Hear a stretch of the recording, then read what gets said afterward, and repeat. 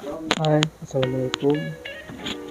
Di sini saya Gilang Abdullah akan ceritakan tentang eh, prinsip-prinsip belajar.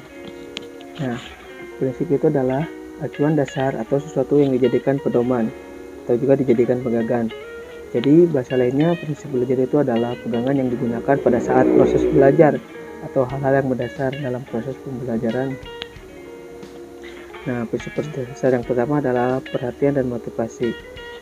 Nah, perhatian adalah pemusatan energi psikis, pikiran, dan perasaan terhadap suatu objek.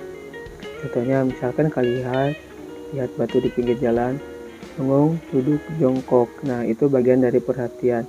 Nah, sedangkan motivasi ialah tenaga yang menggerakkan dan mengarahkan aktivitas seseorang, atau bahasa lainnya, motivasi itu adalah dorongan yang terjadi di dalam diri sendiri untuk melakukan sesuatu. Kenapa antara perhatian dan motivasi itu saling berkaitan? Karena ketika tidak ada perhatian, maka motivasi pun itu juga tidak akan ada. Bukan tidak ada. Hal lebih kecilnya, jadi perhatian itu bisa digunakan untuk meningkatkan motivasi. Jadi perhatian itu bisa digunakan untuk meningkatkan motivasi. Semakin besar perhatian peserta didik atau siswa pada sebuah pembelajaran, maka lambat laun motivasi dia untuk belajar itu semakin tinggi. Yang kedua adalah prinsip keaktifan belajar. Nah, belajar itu menunjukkan adanya jiwa keaktifan. Jadi tidak hanya sekedar merespon informasi. Jadi yang dimaksud prinsip keaktifan belajar di sini adalah belajar itu menuntut suatu tindakan aktif dari peserta didiknya. Jadi untuk bisa menciptakan proses belajar yang sesungguhnya, maka siswa harus dipacu untuk bisa aktif dalam belajar.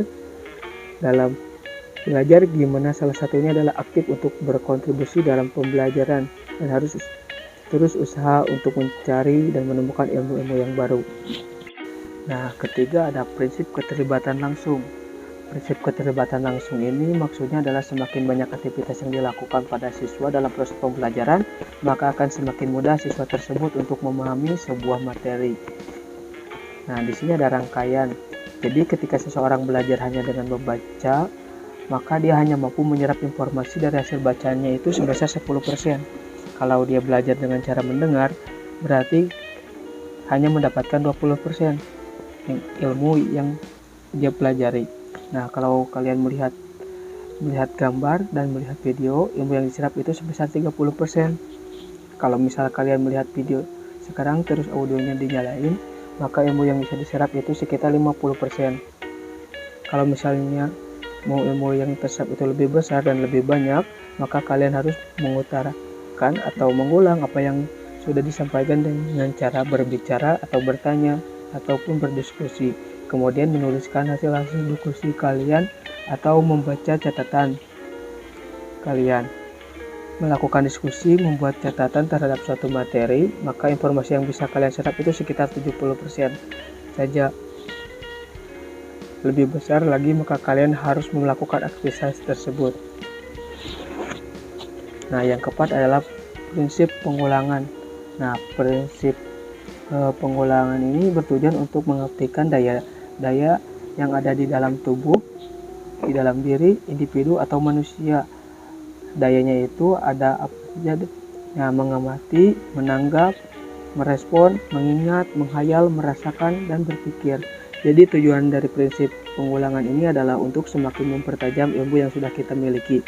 Jadi biar dia tidak masuk kuping kanan atau keluar kuping kiri. Yang selanjutnya adalah prinsip tantangan. Maksud dari prinsip tantangan di sini adalah bahwa proses belajar itu gak pernah ada yang mulus. Nah, pasti ada hambatan yang ditemui dalam proses pembelajarannya. Yang pertama, kita akan pasti mau mencari ilmu pengetahuan, mau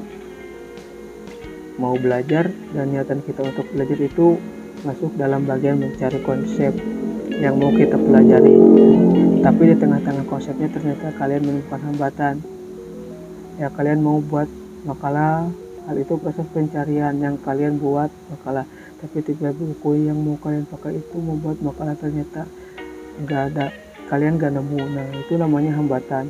Ketika kalian menemukan hambatan-hambatan itu yang akan membuat seorang semakin tertantang untuk menyelesaikan permasalahan di dalam pembelajaran, Jadi kalau misalnya dia ketemu sama hambatan, terus dia berusaha dan berupaya untuk menyelesaikan permasalahan tersebut atau untuk melewati hambatan tersebut, berarti dia sedang mengimplementasikan prinsip-prinsip belajar yang tantangan ini.